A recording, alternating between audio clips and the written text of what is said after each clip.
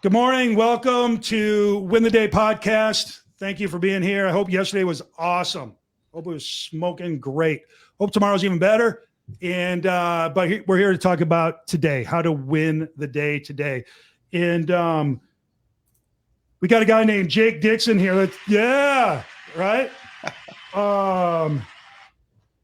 So here's the deal. Jake has a company called The Locker Room where he helps brokerages and agents and people interested in real estate do more. Is that fair, Jake? That would be a very fair statement. Absolutely. All right, cool. So we're going to talk to him and get his take on what's going on with real estate as a whole and what we as individuals can do to win more days. Before we do that, though, I just want to give you a little yap about what's on my mind these days. And today I want to talk about how important it is to have the right people around you, because no one succeeds alone. I think we're all in agreement on that. And if we're not, well, then you better get on board. Everybody needs people around them, people who will push you, right? People who will pull you when you need pulling. You need people around you that are going to hold you accountable to what you say your goals are. And here's the thing. You're going to need people who are going to hug you, and you're going to need people who are going to kick you in the ass, right? Because we all need them at different times, different things like that. Find them. All right, here, let me do this. You need people who are going to hug you, kick you in the butt, all that, right? You need people to push, pull, hold you to account, right? Folks who do it as a single agent is very impressive. I'll give you this. Good job. I don't believe it, though, because you have your title companies, you have your brokers, you have your coworkers, you have your family, your friends, your priests, your whomever to help you. You're not alone. And if you are alone, you're probably not doing that much business. And you're probably not having much fun. So do what you have to. Come to places like this, go to places like what Jake has and Mark has, and find somebody that will be your people, your tribe, because you'll excel way faster. And here's where the win is. Let's be honest. Here's where the win is. When you become somebody's people is where you really win. And I think, Mark, you brought up the point, and this sticks with me. When you're rolling, the group needs you. Is that the way it works? And when you're not rolling, you need the group? Yes. A lot of people will wake up and say, I'm feeling good. I don't need to show up. No, you need to show up. The group needs you. Yeah. And when you're struggling, you got to show up. The group. You need the group. So I've written a message literally every business day and some weekends, holidays, on James Shaw's Facebook Pivot Shift. Literally every single day, business days, for almost 3 years, coming up on 3 years. And I can absolutely promise or guarantee you there are many days where I was not feeling the love, or not feeling the love, but feeling the want to put out some sort of a lesson for people to win the day. But here's the thing. When I put that out, that's a lesson to myself too. So it's been great. And the folks on this is great. This call in the morning the last year has been something that pulls me to the office on days when I don't want to be here, which is infinitely profitable for me. So thank you all for being here and making me be here. But let's talk to our man, Jake. I've been really excited to have you come on, Jake. Tell us just a quick background, who you are, what you are, so they understand what's going on. Yeah, well, it's awesome to be here. First time caller, but long time listener. I have listened to several of your episodes here, guys, and I love what you're doing. So thanks for allowing me to crash your party here. So I guess phrasing it that way, who am I? What am I? Above all else, I'm a father of 2 beautiful daughters and a husband to Carissa. Mark knows Carissa. He and I have run together for years, and I respect the hell out of Mark Simpson. I'm getting to know, obviously, the both of you. John, love what you're doing here. And so, yes, founder, CEO of The Locker Room. We specialize in working with broker owners, leaders at that level, and developing them on all things related to growth, retention, productivity, and profitability.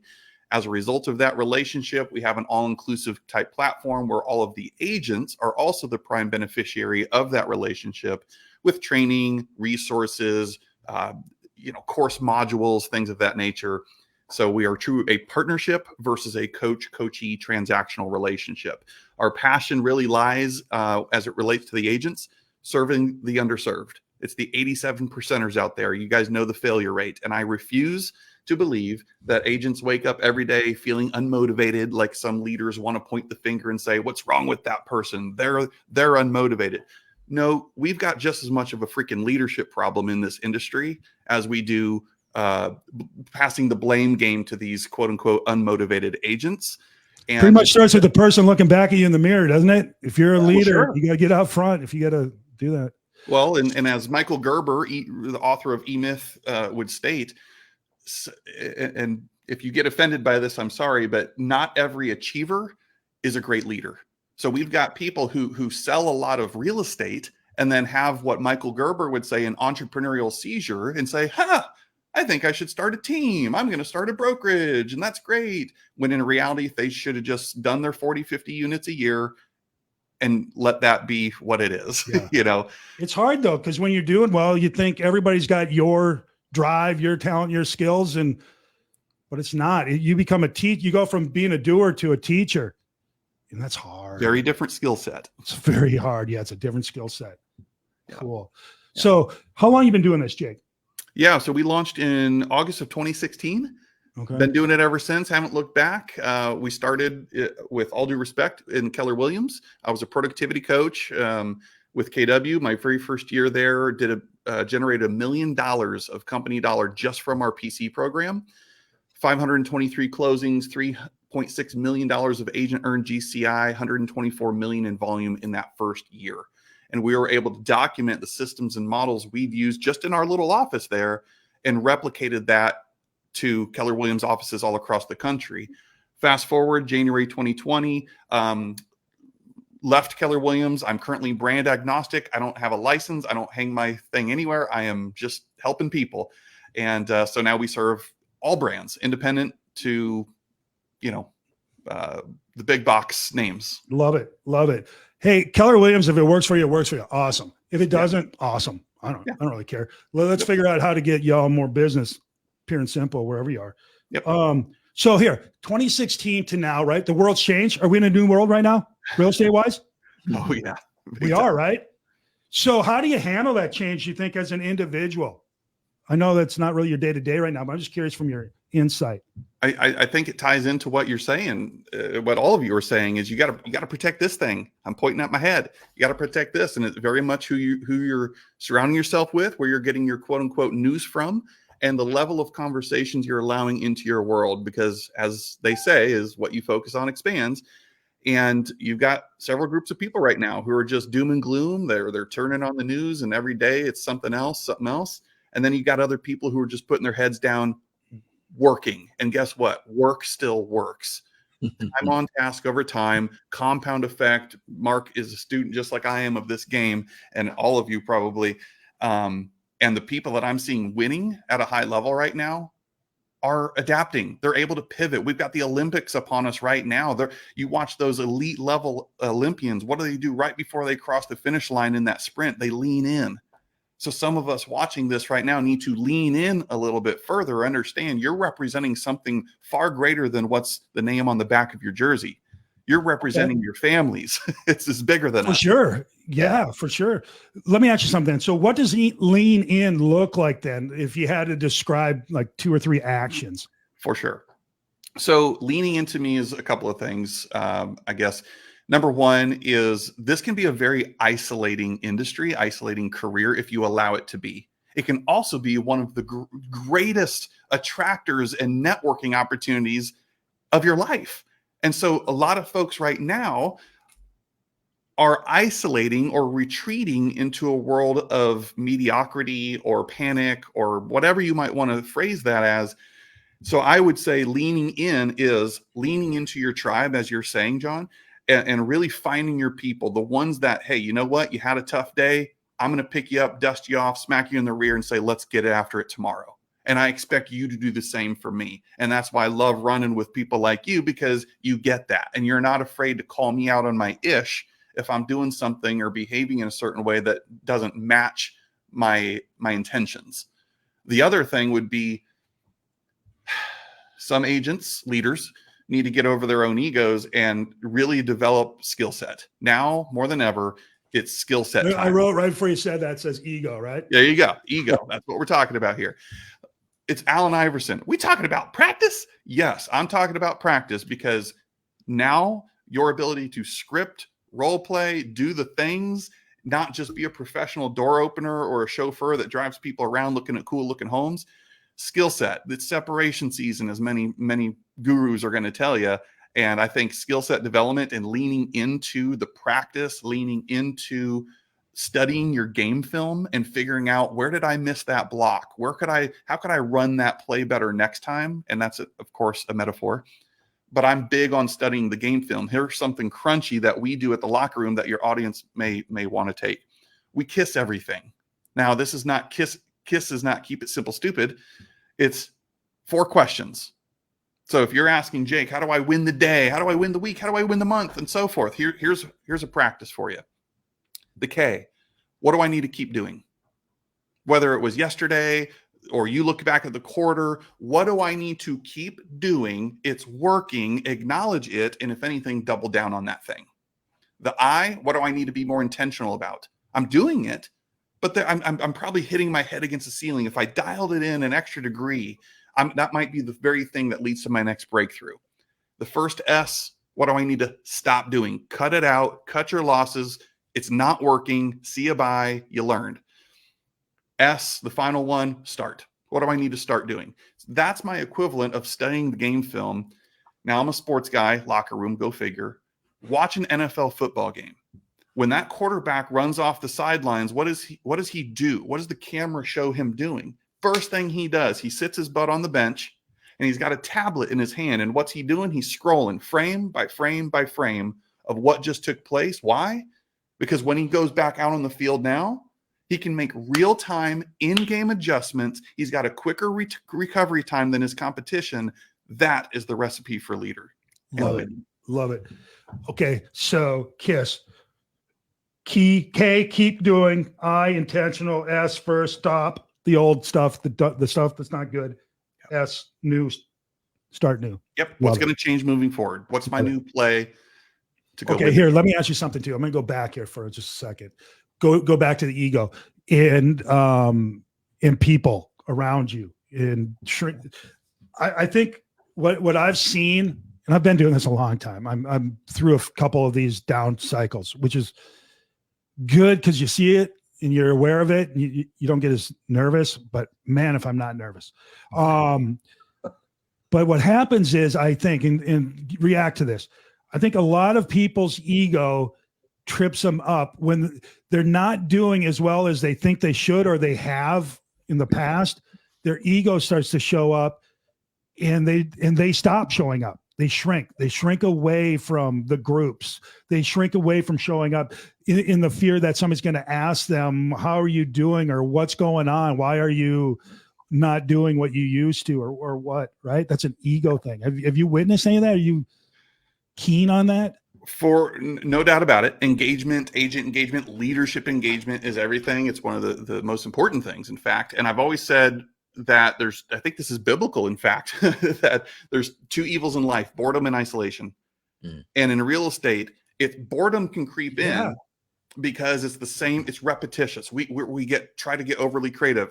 I preach the 5 to 25 challenge, 5 conversations a day for 5 days a week for 50 weeks out of the year. You will sell 25 homes. Challenge me. Go do it. Come back to me. It's just yep. I'm on board. Boredom, getting tired of doing the same thing over and over and over, or isolation, which can come in 2 forms. Number 1, I isolate myself from the pack and become a lone wolf because I'm throwing that little pity party for myself that I'm not achieving success as quickly as I thought. Shoot. Or isolation can come in the other form where I am winning at a high level, and I start to think that I don't need to go to that training. I've already been to it once. I don't need to go the whole to the group thing. Meeting. You got it. You need the group, and the group needs you. No doubt. That's it. So here, I'm just going to tell y'all, if you're shrinking from things because you're a little not excited about not having enough listings or any or whatever, or you're not having the sales, still show up, still go to the training, still participate more than ever. Jake, let me ask you this: skill set. A lot of people won't do something with regard to skill set because they're not good at it. Correct me if I'm wrong, or illuminate this. Do you have to be perfect at a skill? What do they say? Mark, you know this, right? Imperfect action will always beat perfect inaction. Just start, right? Yeah. Your I'd last rather have miss. ignorance on fire than knowledge on ice. Yeah. Yeah. I think so many people are out there. I see it with my new ones, my new people. Yeah, I look stupid. I sound stupid. Nobody else has a script. They're not following on. Oh, you missed a word. Yeah. No. So if you're watching this and you're not doing something because you're worried you're not great at it, give me trying. Well, there's so many quotes around this too. Every master was once a disaster. I mean, and it's true. When we all start something, even a child, a baby who tries to start walking, when we all start something, we suck. We suck really bad. It's the first time. What do you expect? Yeah. And then the more we do it, we start to suck a little bit less. And then you know what? As long as we're sticking with it, you actually kind of get good. And then you can get great. But we all start out screwing the pooch, and getting a bloody lip, skinning our knee up from time to time. And that's okay as long as we keep moving forward and kissing things and reflecting on that game film of what do I need to do differently next time. Love it. Julie, give us a question. Julie's been doing this for 1 million years. Yes. I've been doing it since I was 6. But the thing is I would say a good place to practice, whether it's, phone calls, scripts, whatever it is, do open houses, because open houses are a good place. And I harp on this all the time. It's a good place to practice. And, go there with a script right in front of you and sit there and read it with a script, with a protocol, with this is how we do it, and follow it. And each time somebody comes in, practice doing it perfectly, and know that in the beginning, you're going to waste a lot of them, just like your first couple of phone calls. Just keep doing it. And then look at what you did wrong and refine. Yeah. Pretty simple formula. Mark, John, what is your perspective? You got a little bit different than the others. Jake was about to jump in. What were you going to say? No. Well, I don't want to cut you off, Mark. I want to hear what you have to say too, man. But all I was going to say is go back real quick to the ego thing. All of us have ego, you guys. Those of you listening to this, watching this, we all have it. I do. Yeah. We all do. And it's not necessarily a bad thing. Ego can work for you and against you. Yeah, I have an ego. In fact, I had to get over myself not that long ago because I had removed myself from some of what we're talking about. Let's call it lead generation. Mm-hmm. And now, ever since I got back in the trenches in the last 45 days, literally going and talking and putting myself out there to broker owners, we've already brought in 13 new broker partners directly from my efforts. Like, dude, why did I stop? Yeah. Shouldn't I have just been doing that this entire time? And it shows you work works. I'm going to shut up. Mark, what were you going to say? Well, I'm going to ask a question, because you've got your book, Cannonball, 12 Success Principles Children Can Teach Us About Life and Business. What's your favorite one? Oh my gosh, my favorite kid. What's that? What's your favorite kid? I can't answer that. They might be watching. I always say the one I'm with. Yeah. What is my favorite lesson from there? Yeah, if you had to pick the one that's most impactful. Oh boy, that's so hard. And why Cannonball? Okay, so I'll answer the first, come back to the second. I guess maybe my favorite chapter, not insinuating it's my favorite child, but it's a story of my daughter, Addie. And to spare everybody all the details, we were basically just on a vacation, throwing a football around in a pool in Turks and Caicos. And she said, "Dad, sometimes you have to risk it for the biscuit." And it was in this context. And I'm like, what? You're my 7-year-old daughter at the time. And she's saying, "Dad, you got to risk it for the biscuit." And I was like, what in the hell? And I thought about it. I'm like, oh my God, there's a lesson in this. As weird as that may sound, that she's right. We got to throw caution to the wind and just go for it and stop being so gosh darn apologetic about things. And I just a moment of wisdom from a 7-year-old. That's a great example of it. And why Cannonball, Mark? It's a metaphor. You know that it's a play on words, because when we're that age, and I was just swimming last night with my daughters, in fact, a child lays their eyes on a swimming pool or body of water, I guess, they're in it, baby. They don't care how hot or cold the water is. They see it. They are cannonballing in. And yet something happens as adults, as we grow up, and we start dipping our toe in the water. We're just going to feel it. We might just slide ourselves. Oh, it's really cold. Kids don't care. They just cannonball in. So I wrote the book to extract lessons I've learned from my children that are now, I believe, success principles, time-tested principles for success in life and business.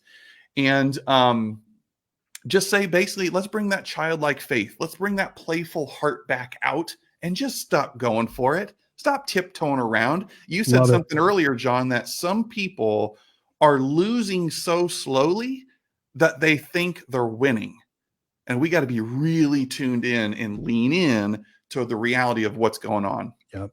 Folks, ask yourself those questions, man, every morning. The whole KISS thing. Destiny is watching from her car, listening. She makes a lot of T-shirts. I'm going to give you a little tip here. Risk it for the biscuit. If that's not a T-shirt, boy, look out. Absolutely.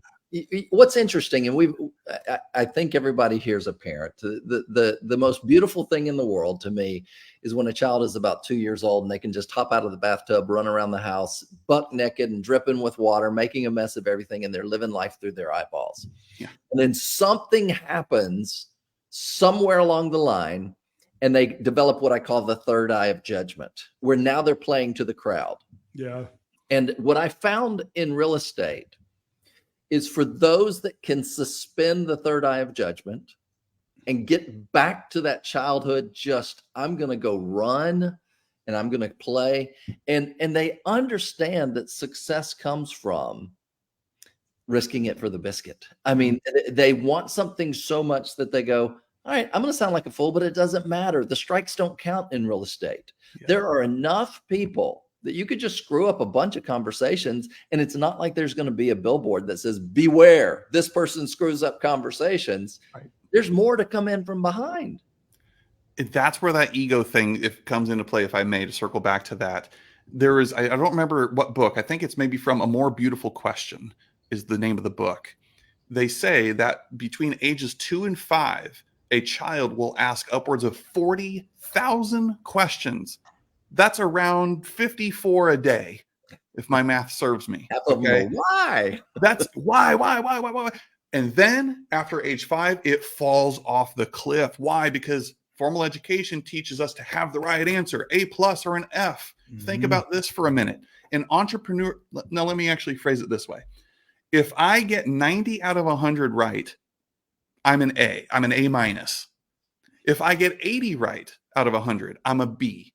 70, I'm a C, so on and so forth. If I get 50 out of 100 right, I'm a failure. That's what I'm told. I failed. I got 50 out of 100 right. Those of you who are in real estate, you're an entrepreneur. Sometimes we just got to get one right. Yeah. I've got 100 ideas. It only takes one to get right, and my life has changed forever. So where I'm going is we're conditioned over time to go from dreaming about being an astronaut, the president of the United States, a veterinarian, whatever the hell a child dreams of. When they're little, something happens to us as we go through our life, and we're conditioned to hear the word no. We're conditioned to have all the right answers and see it as a weakness if I ask a question, because all of a sudden I'm exposing myself that I'm not the expert and I'm supposed to know all the things. Man, asking questions is sexy. Stop feeling like you got to have all the answers and fake it till you make it. I remember Mike Ferry saying this. I was Mike Ferry agent for a long time, go to everything. Take the E out of ego, and what do you got, right? Go, baby. That's what you got to do. That's what you got to do. All right, so we're at our time. Julie, you got anything else you want to add? No, I just was thinking about the childlike wonder and how you jump in, cannonball, and you have no fear. There's fear is introduced, and we have to remember to not be afraid and just to go for it. All right. So Jake, I'm gonna put you on the spot real quick. Last thing. What do you tell people how to win the day today? I spend time, if I may, I'll be quick. scheduling intentional time to work on your business, not just in your business. And that is a time for me to ask those KISS questions or so forth. And then reflecting on the calendar, how much of my day, what percentage of my day is spent me doing income generating activities that live in my strength zone, which is a whole topic in and of itself, strength zone, versus me subscribing to the belief system that success has to live outside my comfort zone. Some people don't like when I say this. I think that's total BS. I don't believe that. With all due respect to Wayne Dyer or whoever originated that quote, I don't subscribe to it. I believe success lives by expanding your strength zone. And so doing that and having a personal growth plan. All of us can set goals, right? How much of something, income, units, volume we want. I'll leave you guys with this challenge or thought. When is the last time you set a goal around who you need to become? That's a little bit more elusive. Who do you need to become? So that reverse engineers into a personal growth plan. Who am I surrounding myself with? What audiobooks am I listening to or books am I reading? What conferences, what podcasts and live streams am I tapping into consistently, like this one, right? What is your personal growth plan so it develops who you need to become in order to get what you're setting your sights on every January 1st on what you want to achieve. Okay, so here's what I'm going to say. To win the day today, take some time, write out, 2, 3, 4 things. Who am I going to become? Who am I trying to become? Who do I need to become? Write that down. And that'll start your thinking on how do I become that person, right? Exactly. That's how you're going to win today. Write those things down. 3 things. Who do I want to become? And it'll start the process. Is that fair to say? I love that. Great call to action. Jake, how does somebody get a hold of you if they need to? If they want to buy that best-selling book, how do they do that? Well, the book is at jake-dixon.com, jake-dixon.com. That's how you get an autographed copy from yours truly. And it really is me autographing them because I'm not that big of a deal.